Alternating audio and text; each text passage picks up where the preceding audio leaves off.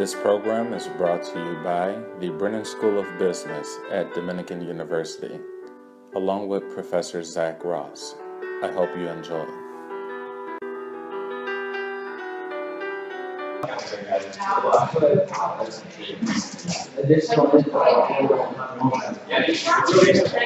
You guys done? Yeah. Yeah. I'll hang with them.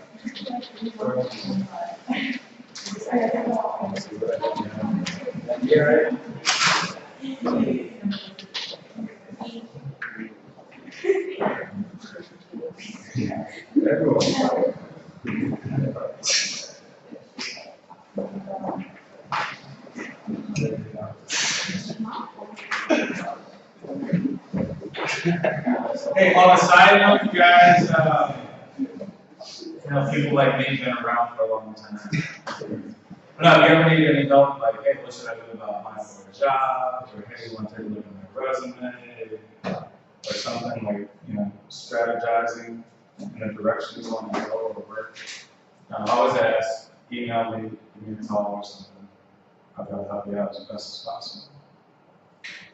That's my whole thing, is trying to develop strategy. But, all right, we will begin with group number 1. What did you come up with? But, first of all, one person read the first paragraph, and then one of you guys read the second paragraph, just so we can understand.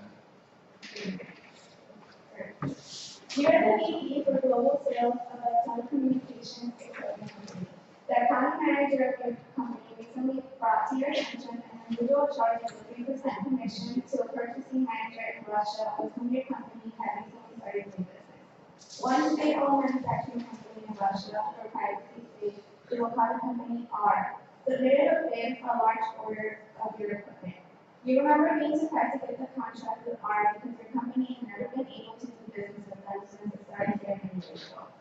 As it turns out, your new sales manager for the region had a relative in R who promised to supply him with all of your competitors' bids if he paid him a 3% commission on all the sales to his company. The area manager accepted this arrangement. He got the competing bids and secured the deal with your company. What would you do given the following? 1, if you refuse to accept the business without any legitimate reason.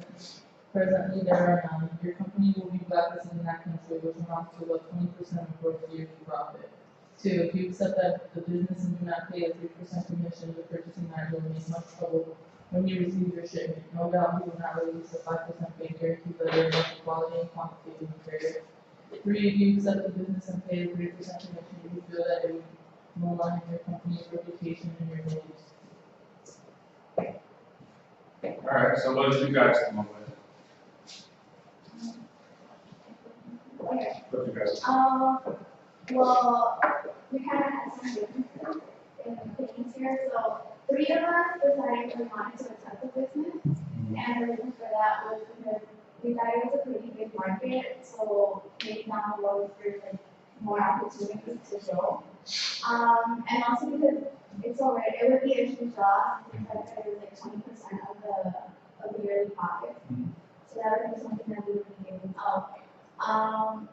Also, it said that there were no legitimate reasons to not go through with it, so I think that was one of the things that convinced us the most. And also because we don't want to be blacklisted. And then I think you brought up that maybe down the road there would be benefits to not just the company but the country's economy. Okay. So you guys differ.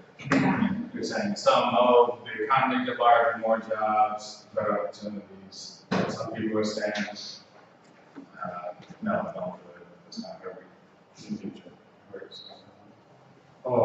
So we said we're just gonna go with corruption and just accept the transaction and just go with the flow. I mean, just considering the idea that being in Russia itself, like some type of transaction, some transactions will consider it as part of the business, not a bribe. So we thought, we will just the commission of 3% and just get as much profit as we can. And why, as I said, I mean, just it could be just considered as part of the business. That's all. It's just a part of the business in Russia. So you're not necessarily doing anything wrong. Yeah, I mean, even if we get caught, we can just like, pay out even more. It's okay. Did everybody agree with that?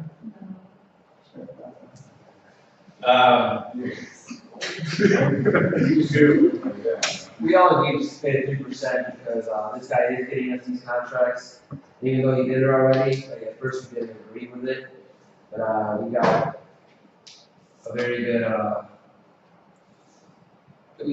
good business from it. So we're just gonna pay 3% and then deal with the repercussions later. And then if we need to fire the guy, we just waive it all on him since we are paying 3%. So you kind of strategize to put yourself in a unique position that you will work with this guy. You're gonna pay him 3%? Yeah. Or you're not gonna pay him 3%? Oh, yeah. Okay. Or you deal. Yeah. So basically, all the risk goes on him. Yeah. Okay. And even your manager, you probably fired him by saying you didn't really know, you didn't have information that you got it legally, or however you got it. Okay. Last but not least. So, I mean, it's already happened, and since we noticed it, it's already on our books. And since we're doing this for the state-owned government, I feel it's public information at this point, right? Because on our books, if someone comes in and audits us, they're gonna find it out too. So either we need to, So you can't hide it anymore. yeah, you can't hide it now, so it's kind of like stating face at this point. By going along with it, or Personally, I don't want to go along with it, but you also can't just, you can't destroy the reputation at the same time. So like personally, I'm gonna try and find a loophole to get around having to pay this guy this money. I don't wanna work with him personally, that's how he's gonna do business, but you've already got your foot in the door with the company.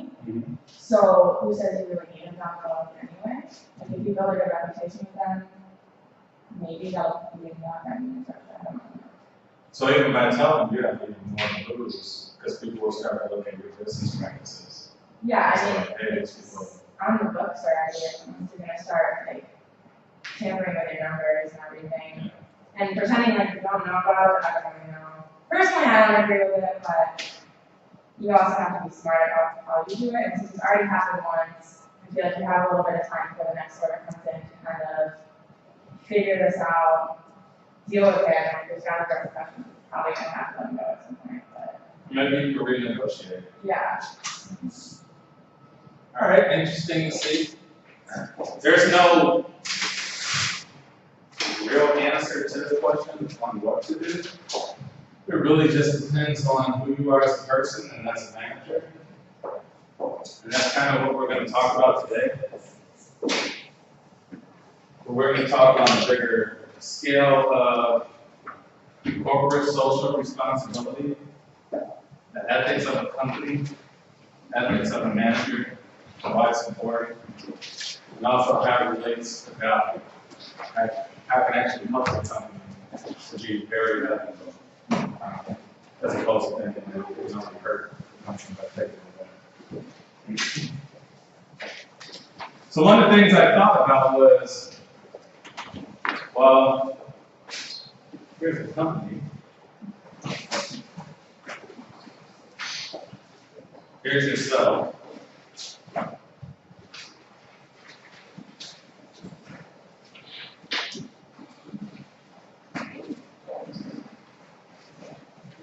And let's say what makes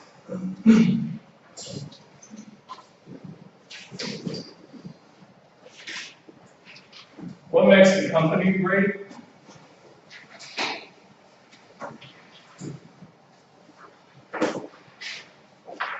Let's say what makes you great?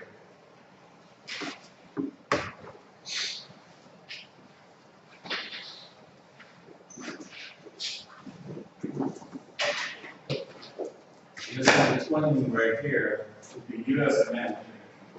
Optimally, you will transfer to the company and either make them great or make them fail. Not necessarily fail, because it's not great.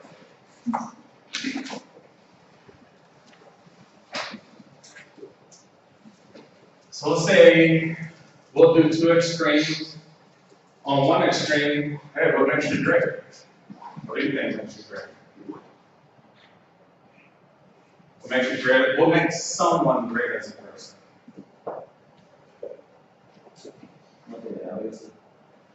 Their values.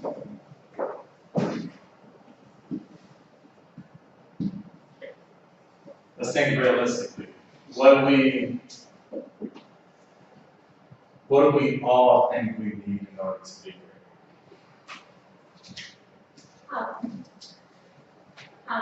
Power? I'm pretty sure everybody wants some sort of power, I suppose. How about money? How about material things? It's probably how we perceive and judge others and value them and say, the person's great. Look how rich they are. So much power. The same applies for companies. Money.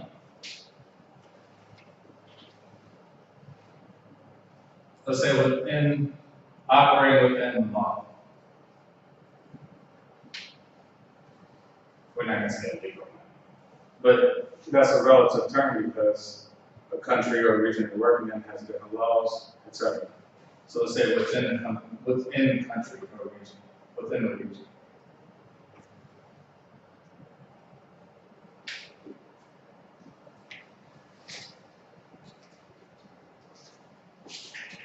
Now the opposite end, well, let's say, how do we get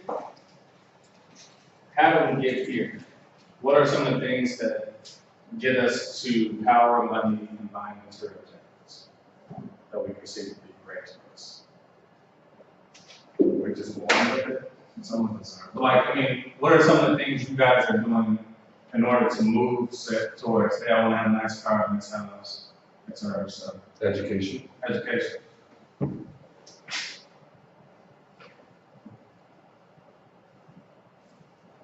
For a company, it's the same thing. It's information. You want to have the best, most up-to-date information. And that's how you make your decisions. All decision making is based on good information or bad information. How else do we get here? We use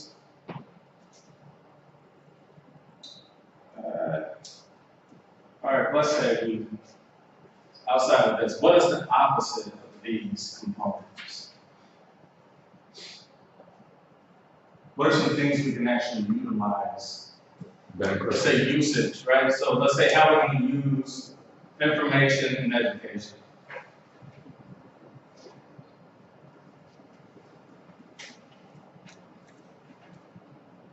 How would you use them? Yeah. Alongside with this money. What are you going to use it for? So it makes it easier to make more money, right?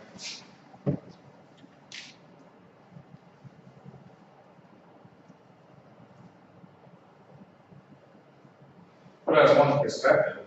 Let's think of a broader term. Maybe we use it for good things. Maybe we use it to help others. And that's the opposite side. The side we don't really consider that much. Helping others for a service.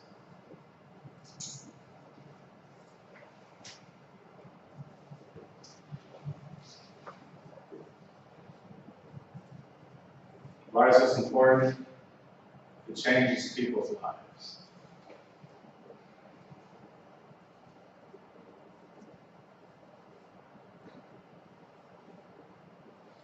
So think relatively, if there's an entertainer, an athlete, musician, political figure, how do you perceive them to be great people? You say one person's great because they have money and power and influence.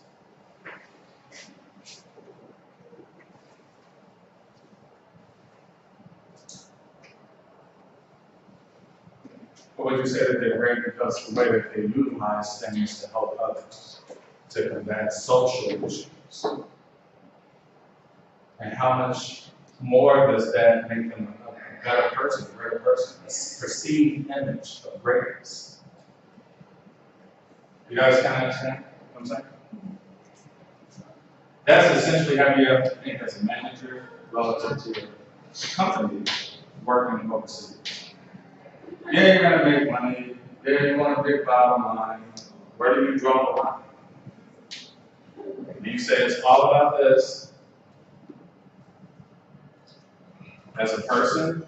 Or do you say, hey, you know what, I use that to come back at the end, after I've made money, after I bought all the cars, the big house, I start a program, start an endowment, I create things to help people and change people's lives. And so essentially what we were talking about here with Russia, we can kind of gauge to see how people's perspectives is.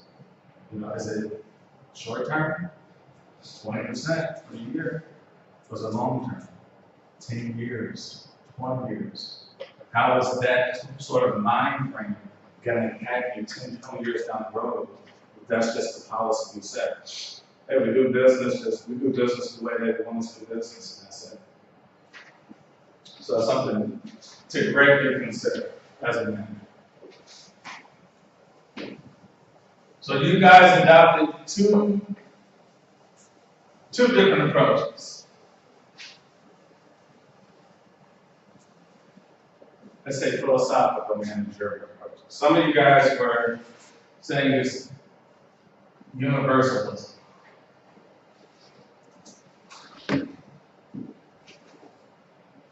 Where you set a standard.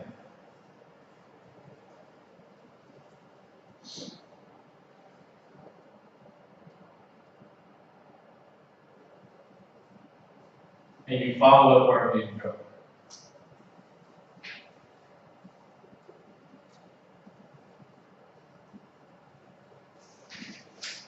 You say, hey, this is how my company operates. We don't go beyond these boundaries. If we find anything that goes against company policy, we nip it in the bud. We don't allow for these things to happen because we know down the line that's not who we are or who we want to be or where we're going. Or you adopt a regional approach.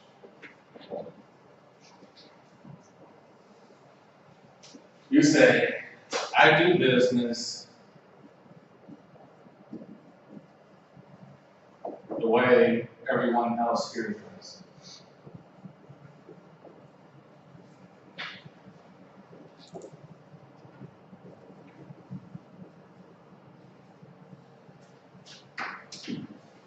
And so going back to Russia, you say, hey, this is Russia. Play ball. And it's not illegal here. Maybe our headquarters are in the United States, but this particular business operates here. We're working within their laws, we're not breaking any laws. This is just a method, this is the culture here. Will you face backlash in the United States? Back at the headquarters for that? If you ever get found out? You can apply for child labor laws. Say, hey, well, we got a small manufacturing facility here outside Chicago. We pay them $20 an hour to create clothes. Then we got another subsidiary in Bangladesh that makes clothes. They made 65 cents an hour.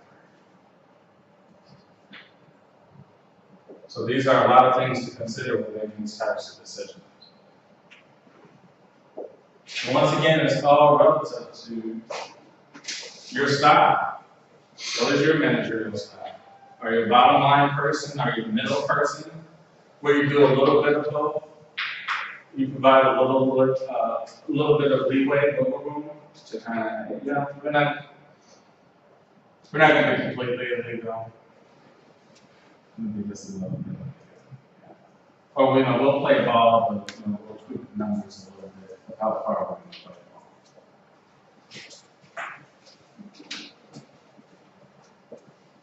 Any questions?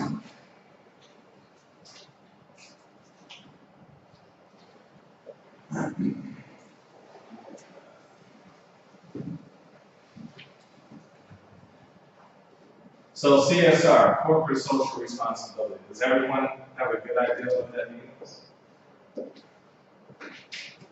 I know someone asked last class, what is CSR? Were you guys taught CSR in like previous classes?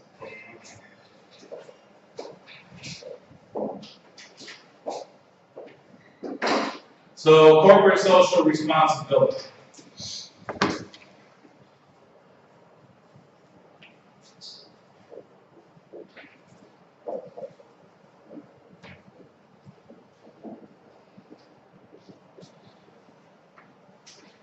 This focus right here is doing good primarily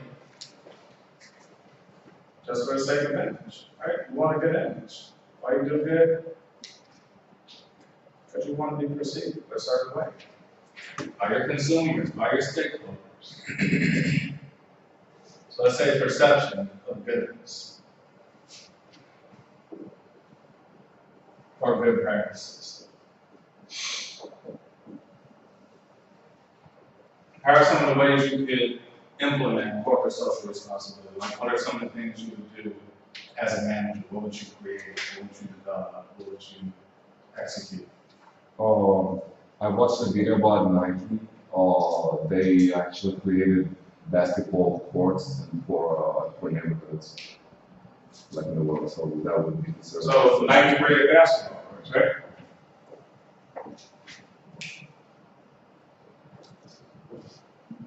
So facilities for communities, right? Yes. Community basketball courts. Anything else? Tom's has like a give back. Tom's shoes. And where we recognize classes. So Tom's do all these really great social programs and give away things. Just pay a fair wage. Fair wage. Fair living wage. BP company, British Petroleum, they actually provided like facilities to purify water in Algeria. Okay. So water purification programs.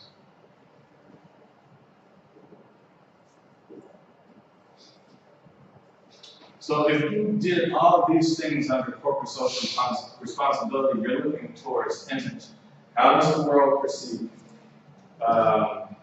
Who they perceive us as being beneficial to the community, etc. And there's the bottom line. Sometimes you do lose money on this practice. And so there's been another practice that's been developed that actually helps people, and it also makes you money. And that's creating shared value. So where this is CSR, this is CSV. Corporate social responsibility is a short-term managerial plan. CSV is long-term.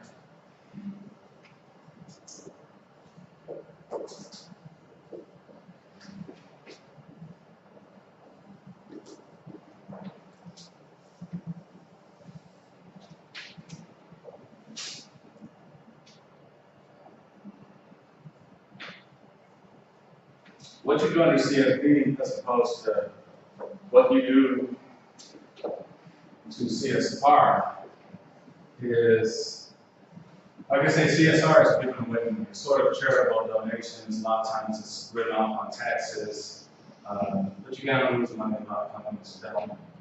But it's really just a marketing. It's a tool of marketing. How do you market it to say you're doing this and that, so that you keep a good image and good perception of your company, your brand, etc. CSV, on the other hand, works directly that things impact the company.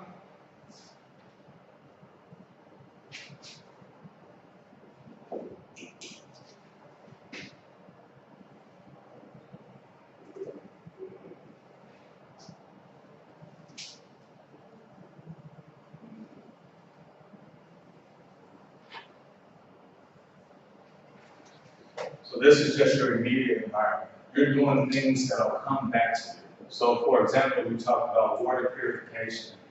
BP to implement something that would allow people to drive more. So you create a shared power. You create a program where people drive more, therefore they get more oil or gas. So you create programs to help people gain an economic footing.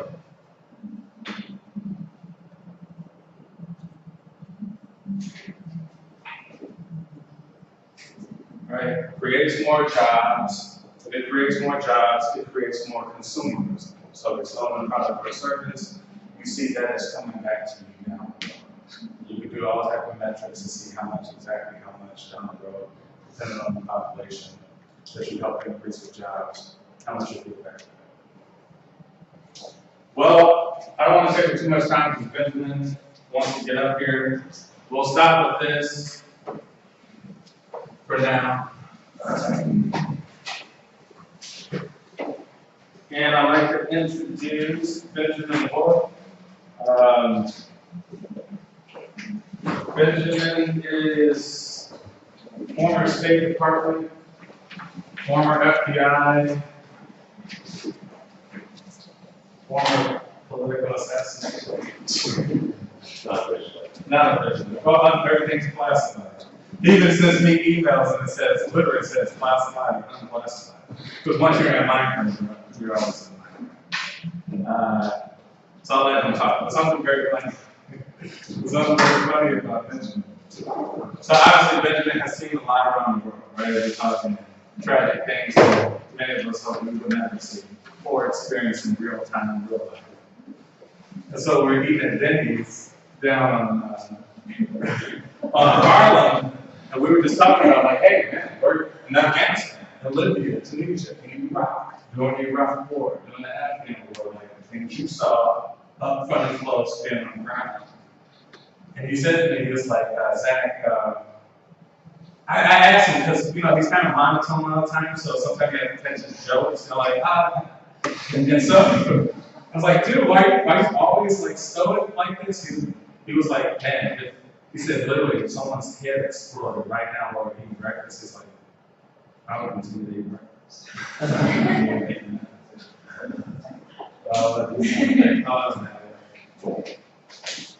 Hi. Again, as Zack mentioned, we know we go through school both finishing our doctorate degrees downtown, and we met during residency. And I'm always looking for classmates. At the PhD level, they call them cohorts. I'm always looking for fellow cohorts that are involved, that are actually practitioners of the things they're teaching. And I hope you're appreciative of Zack as a professor. He's a true practitioner. He has a few businesses, he owns a few buildings. He's actually doing the things that he's teaching here. It's wonderful to have professors like that. Many of your professors have never practiced in their fields.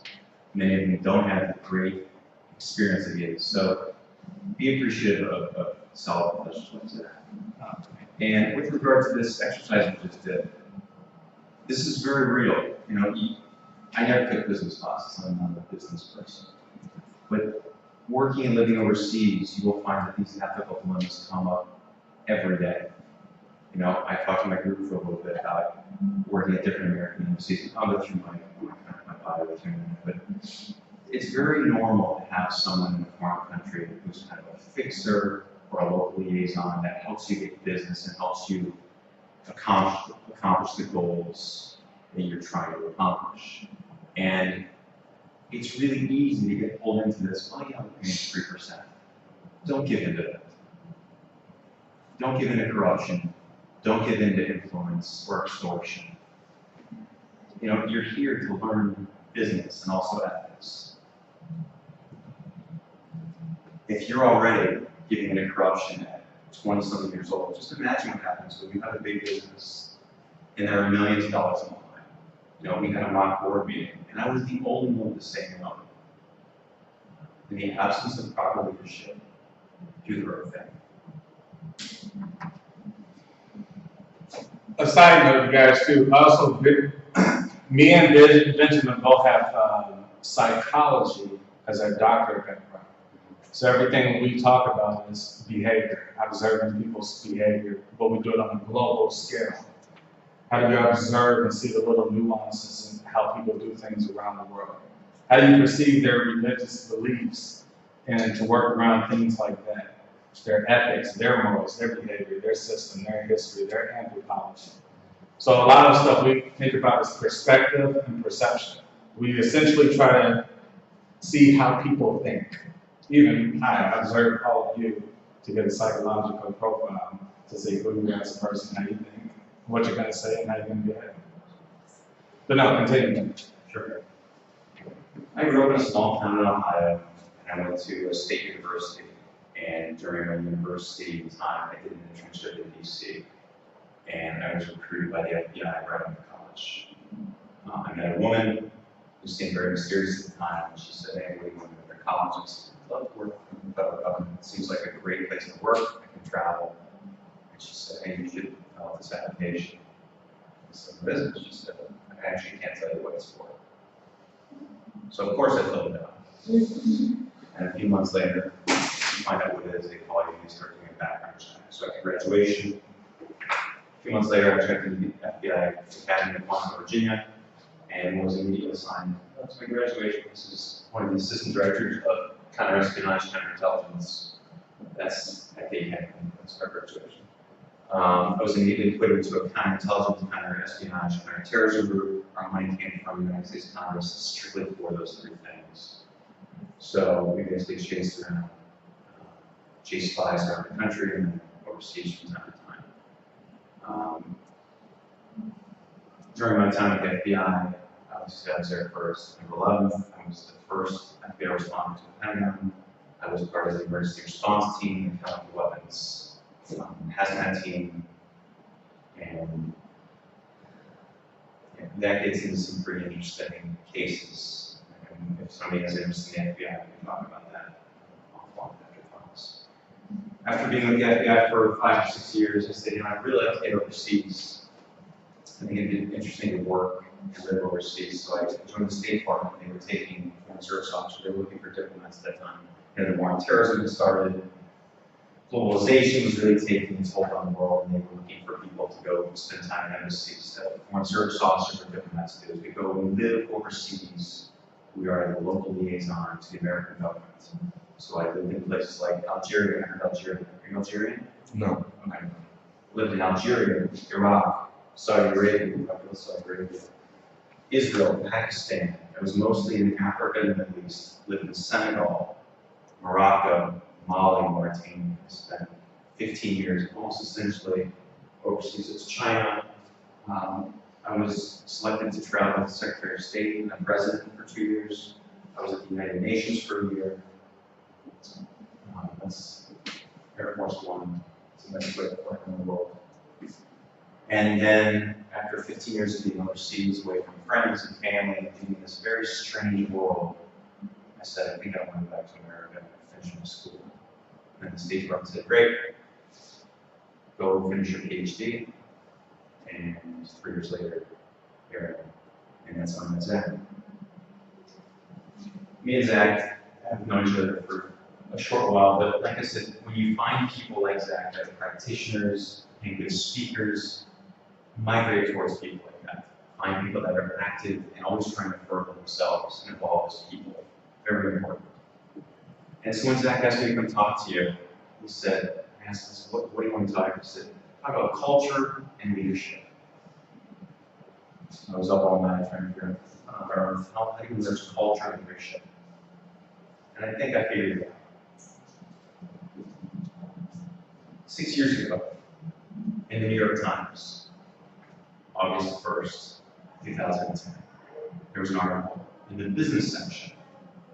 A very prominent businessman was being interviewed by the New York Times, and they said to him, they asked, the final question for the interview was, what advice do you have for young men?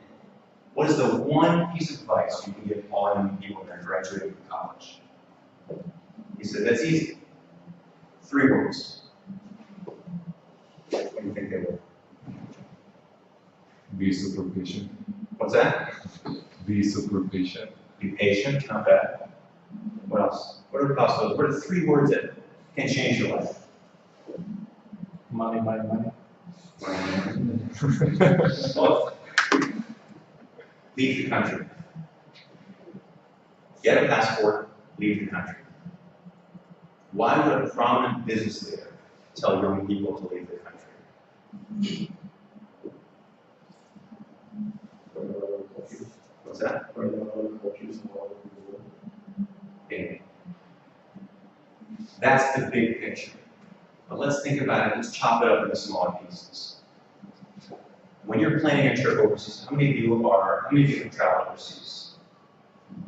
Excellent, excellent. How many of you are born overseas? Maybe. So let's think about something. If you're a business executive and you're trying to find the best possible talent, what are the characteristics you're looking for? Let's frame it very simple. You are going to take an international trip. You're going to go overseas. What is the first thing you have to have? Open mind. Excellent. Adaptability. Brilliant. But the first thing is what? Initiative. I want to go somewhere. I want to do something. So you're showing initiative. Then, what's the second thing you do when you're planning a trip? Where am I going? How am I getting there? Logistics. How am I paying for it? Financial management. Who am I going with? I'm going to travel alone. Self-reliance. I'm going to go with a group. Group dynamics. The ability to communicate well overseas. Foreign languages. The ability to communicate at all. Communication skills. Somewhere along your trip, you're going to encounter some problems. Problem-solving skills. These are all the qualities that you're looking for in a manager. Traveling overseas, you're learning new cultures, new things. You're enriching your life. You're getting your passport. You're learning about currency. These are all things you as business people should be doing as often as possible. So I've lived in Africa, lived in the Middle East. I've traveled around the world dozens of times. What does that do for me?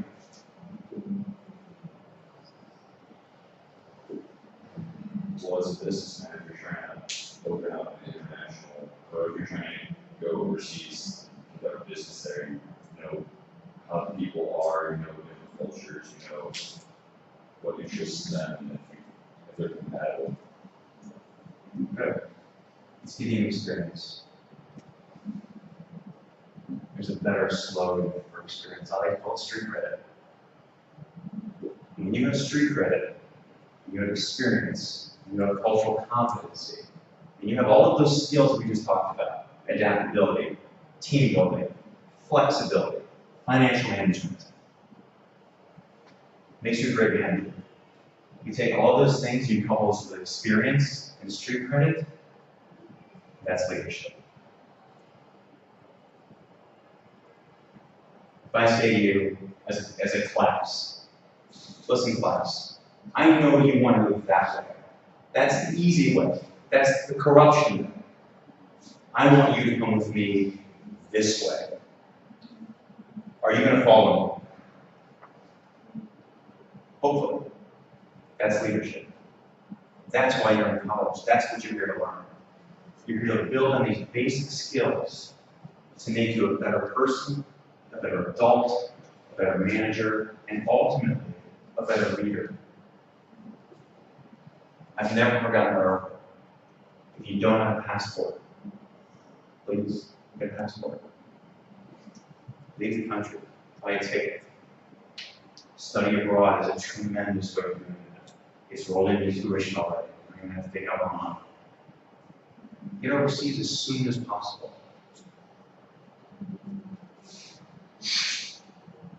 Questions? Anything. Ask me anything you want about the FBI, State Department. I worked at Interpol. I chased fugitives around the world.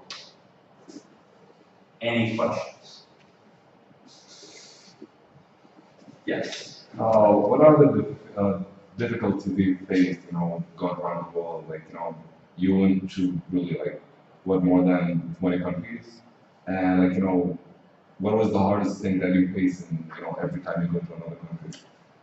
Perfect question. The most difficult thing for me was cultural competency. And I know that sounds strange. After you travel abroad, you think you would just get that.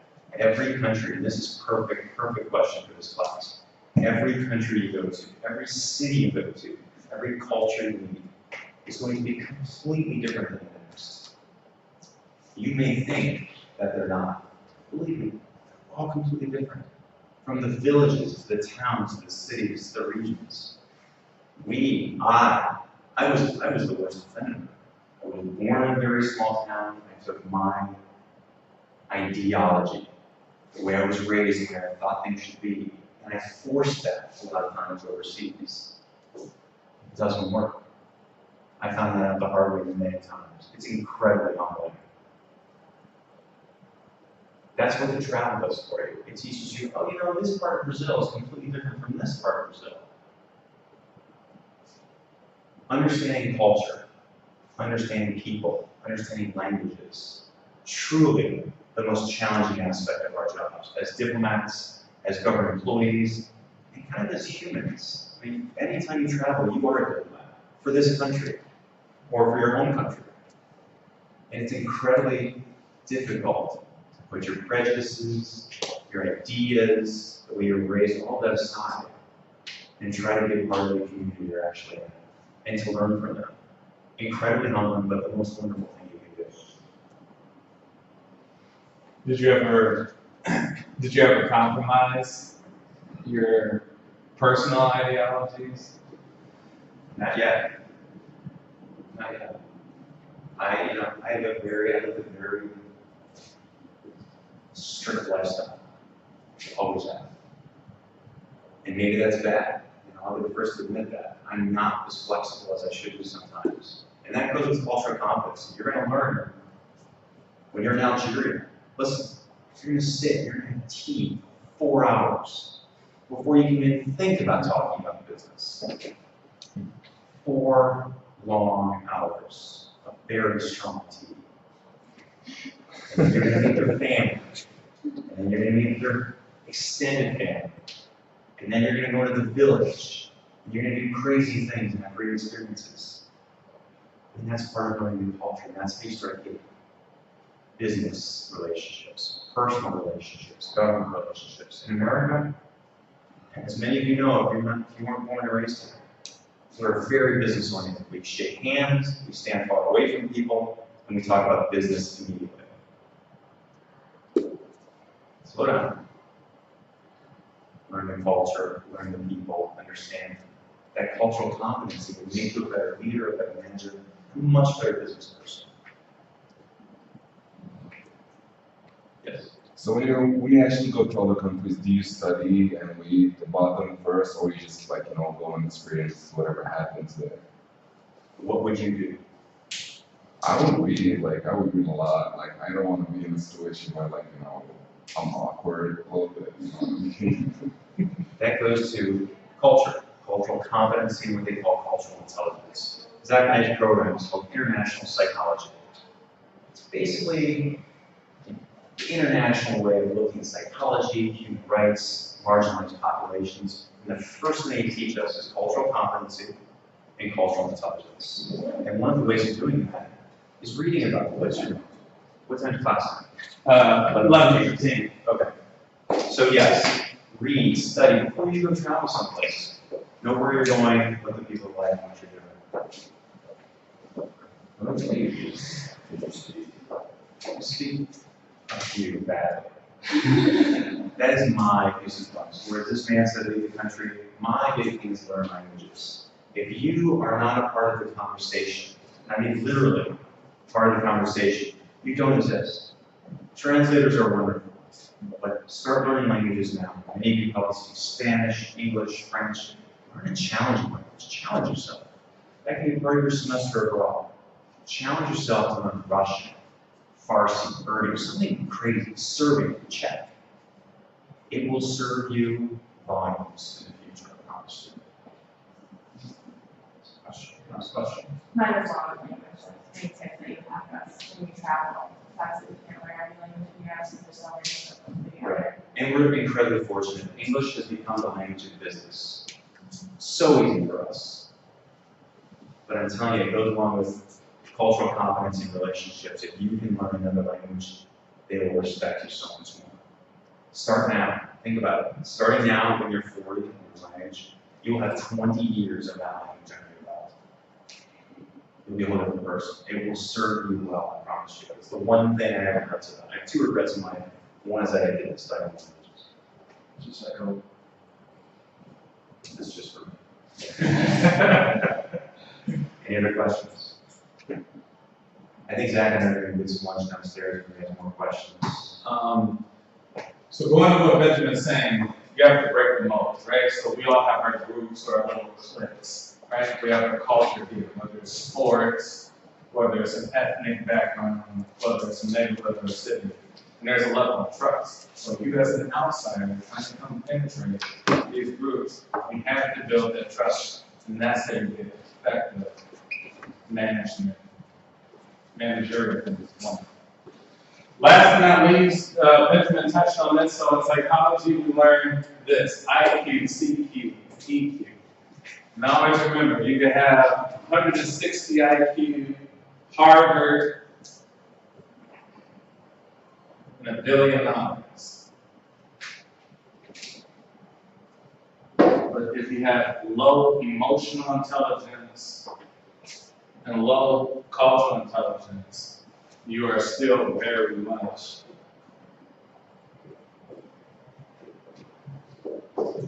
there.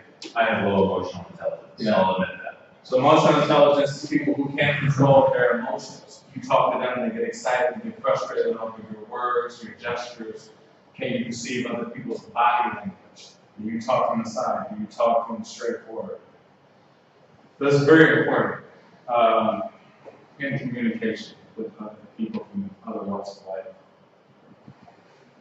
And cultural intelligence. You're closed-minded, you're not willing, and what you say is universal and right, then you know what? You're not going to get progress. And that's just really what it is. So try to always increase cultural intelligence and try to work on your emotional intelligence. And as you're in school, you're increasing your intellectual intelligence. All right, that's it, class. See you next time. Have a good weekend.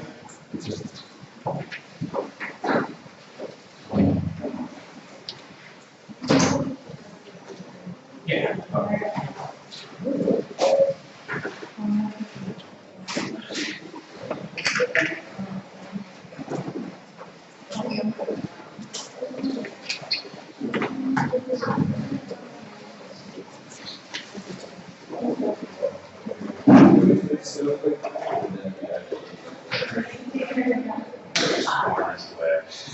And then what do they train you? It works for them, Yeah, they train you great stuff. And take care, guys. You know, I worked in that. My big thing is just in Washington. I did eighth grade. I was getting ready for the DC. I said, this is where I'm going to be. Yes. So, you know, get to DC, go, just get things will happen. Yeah, do as many internships as you can. It's very helpful. I did one when I was just telling the parents basically what it was, and then I didn't like that, but I think we do have a DC one here. That's what's great about internships. It's like everyone's bad. You know what you're doing. You're welcome.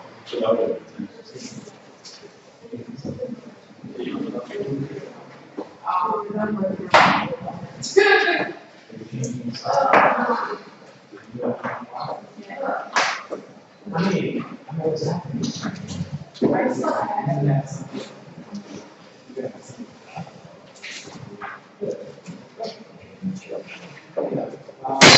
So, actually, that's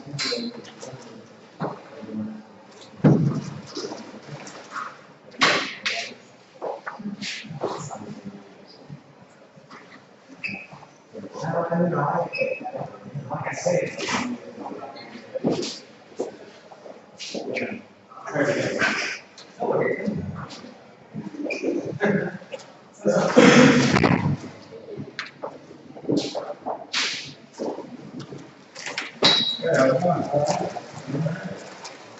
Yeah, I was familiar with your teachings, but this is a preference.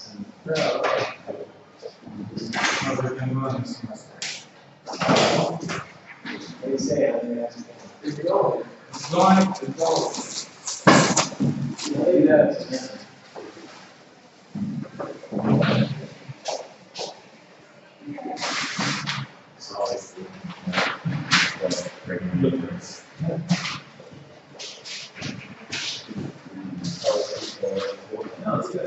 Hey,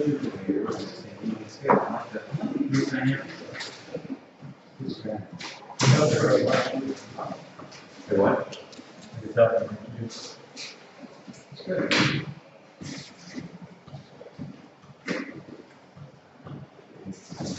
Yeah, we love the thing. I'd rather come here than go to Martha. What do you guys say?